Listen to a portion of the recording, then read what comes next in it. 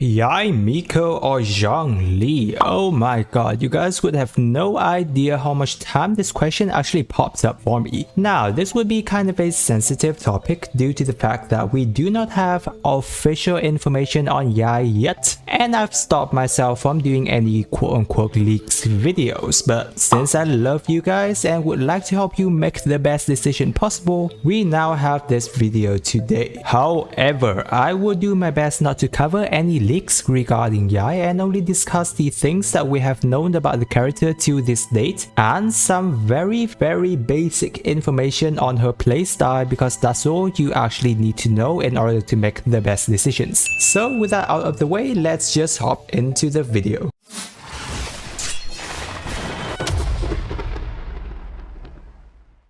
First, let's have a look into the overview and playstyle of Yae Miko and Zhongli. For Yae, obviously it's not confirmed in any way at this point, but we kinda know that Yae Miko is an Electro Catalyst user whose role is most likely going to be a sub DPS, which is dealing most of the damage for your team through her elemental burst, while her E skills does electro damage over time to your opponent on field. So this might not be a complete comparison, but Yae Miko playstyle is very similar to Raiden Shogun in that Raiden's damage output all focuses on her bursts, and she has her E skill dealing electro damage to your opponent whenever you deal damage. Now, the difference between Yae and Raiden at this point in time is that Yae Miko does not provide any buff or support to your team, unlike Bao, who gives more burst damage and energy recharge to your team. So Yae here will be focusing on dishing out as much electro damage as possible with helping you applying electro element from her E skill. Very straightforward playstyle and easy to understand. Now, you do have the option to build more damage onto her E skills, but that's going to be a topic of another video. As for Zhongli, we are so familiar with our God of Contract by this point in time. He is a character that literally creates your team an unbreakable shield due to his 100% shield duration uptime. Not only that, he has access to a lot of team buff support capabilities from his Jade shield, with the ability of decreasing 20% resistance on all elements and physical, as well as getting access to his BIS artifact set, Tenacity of Millilith, boosting his shield strength and your team attack damage even further. The only thing about Zhongli at this point in time is that there are introductions of shield ignoring monsters and attack that bypasses Zhongli's shield, in which there are chances that MiHoYo will continue to release some more variants of this kind of enemies in the future. However, I don't think it will be too much of a big deal because not all monsters will have access to this abilities, otherwise not just Zhongli but shield mechanic in Genshin Impact as a whole will become useless. So those are some of the very basic info of those two characters. Now I'll be going through all of the consideration that you want to think about when making the decision to go for either of these characters. First is a very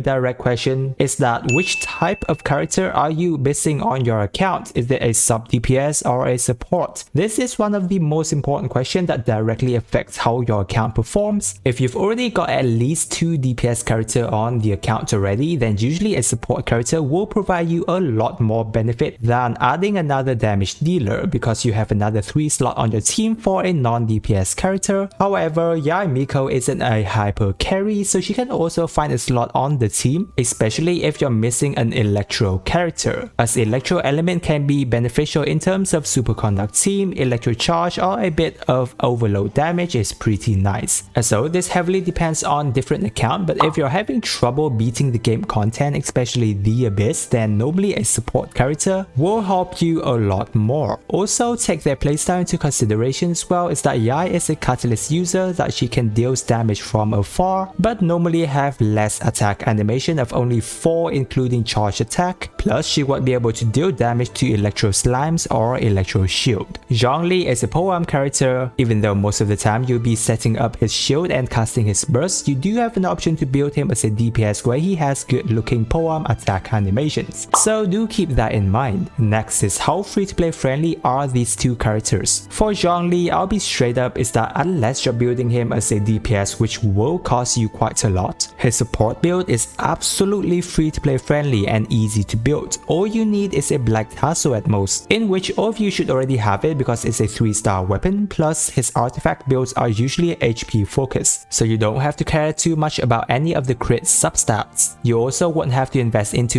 any of Zhongli's constellation as it will not make too much of a difference, and at C0 you were already able to pull out all of Zhongli's potential already. Yae Miko on the other hand, since she is a sub DPS, you will be focusing more on her DPS sided build, where you will need to take into consideration crit rate or crit damage as well as other offensive stats like elemental mastery and attack percentage. Yae however have a free to play 5-star option, which is the Receive. That's right, this weapon is a 5-star ranking in disguise as a 4-star, though it's a bit tougher for you to get as it's a gacha focus option. But if you've been playing for a while, then you should already have a couple of them. Yae Miko's constellation however does make quite of a difference into her utility and damage output. I won't go into its detail until it's official, but at this current point, the more constellation Yae has, the more damage she will be dealing. Now for players who are newer to the game and at lower adventure rank, Zhongli will be of immense help to you because if you have access to his shield, you will be breezing through the game content all the way to the abyss, because literally no one will be able to break through Zhongli's shield, plus you won't get in touch with monster ignoring shield ability till floor 11 of the abyss and until you get to Tsurumi Island in Inazuma. Furthermore, you get access to Zhongli's material basically at the start of the game, therefore helping you very early in the game. On the other hand, Yae Miko, even though you'll be getting an insane amount of burst damage dealt by her, you're not going to be having her level up until you're in Enkanomiya region, which is at this point in time the newest and one of the furthest region that you can get into the game. Basically, it's an endgame character for you newcomer in Genshin Impact. Also, here's another thing to consider is reruns. Zhongli is on his 3rd rerun already, which means that there is very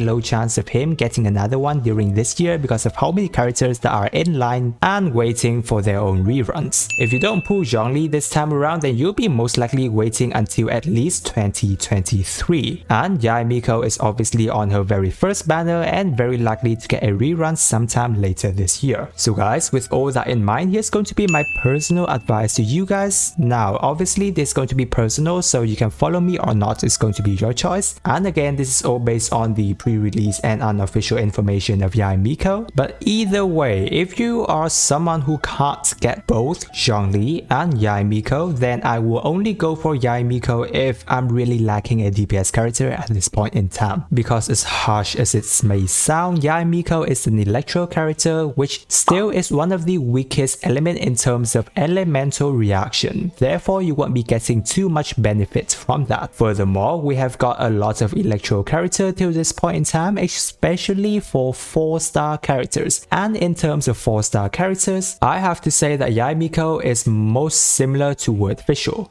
because they both got access to off-field electro damage application from their E skills. Obviously, Fischl can't deal as much damage from her burst compared to Yae, but if you invest into Fischl, you can deal a very good amount of damage off-field from her Oz. Zhongli, on the other hand, provides you support in all ways, from keeping you from dying to enhancing your team attack, plus he fits into every single team comp that you can think of because of his utility. Therefore, if you're lacking on Primos, a free-to-play player, and moreover you're lacking support character on your account, then Zhongli is actually a much better investment considering he won't be coming back for a long while. However, there are always exceptions, is that if you just love Yae as a character, then I'm not here to stop you. Pull whatever character that you love playing and shrimping for. Also guys, this is a gacha game, plus the banners are basically 3 weeks apart, so who knows, you'll be able to save enough for a couple more pulls and get both character. That's a very good chance. I'm not saying that you should be gambling, but since it's RNG, there's always chance for you to get both. And so guys, at this point in time, it's still speculation on Yae Miko's info, but hopefully the video have been able to clear up some understanding for you and help you plan out your Primo gems a bit better for these 2 upcoming banners. Now, if you're still wondering on how good Zhongli is in the current meta and wondering if you really should pull for him, I have a video going in depth into that. If you enjoyed the video guys, be sure to subscribe to my YouTube channel for more of my Supera Genshin guides, tips and tricks and builds. With that, I wish you a super day and I will see you on the next video.